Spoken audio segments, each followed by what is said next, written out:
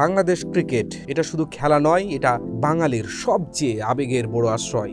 আজ আমরা এমন এক সময়ে দাঁড়িয়ে আছি যখন প্রশ্নটা শুধু ক্রিকেট নিয়ে নয়, প্রশ্নটা সম্মান, স্বপ্ন আর আত্মমর্যাদার। একজন মোস্তাফিজুর রহমান, হ্যাঁ, একজন ক্রিকেটারের সঙ্গে করা অন্যায় সিদ্ধান্ত আজ আলোচনার কেন্দ্রে।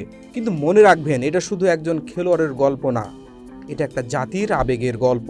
বাংলাদেশ ক্রিকেটকে আপনি হয়তো সিদ্ধান্ত দিয়ে দমিয়ে রাখতে পারবেন, কিন্তু বাঙালির হৃদয়ের ভেতর যে ক্রিকেট বাস করে তা কি করে থামাবেন? 1971 সালে বাঙালি তার আবেগকে ছাড়েনি, 2024-ও বাঙালি তার আবেগকে ছাড়েনি, আর ভবিষ্যতেও ছাড়বে না।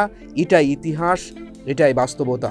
আজ যদি একজন মোস্তাফিজুর রহমানের ধাক্কা সামাল দেওয়ার সক্ষমতা আপনার না থাকে, তবে ক্রিকেট ব্যবস্থাপনার ভিত্তি আপনার কতটা নড়বড়ে তা বোঝাই যায়। আর সে কারণেই বাংলাদেশের পক্ষ থেকে এসেছে কঠোর বার্তা।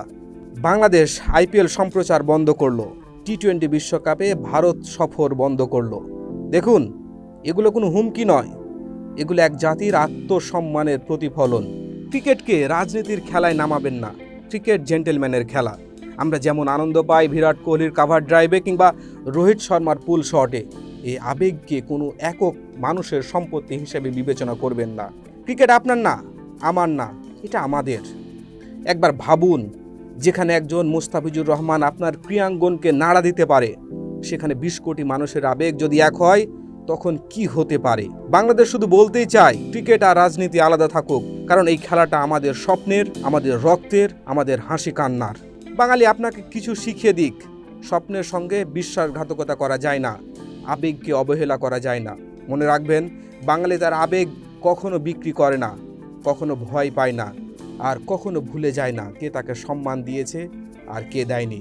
ক্রিকেটকে ক্রিকেট থাকতে দিন, না হলে ইতিহাস, সময় সবকিছু মিলে একদিন জবাব দেবে, আর সে জবাব হবে অভিমান আর বজ্র কঠিন সত্যের মতো তীক্ষ্ণ। কারণ ক্রিকেট শুধু খেলা নয়, এটা বাঙালির হৃদস্পন্দন। Masum Reza, sports desk, Jagoroni TV.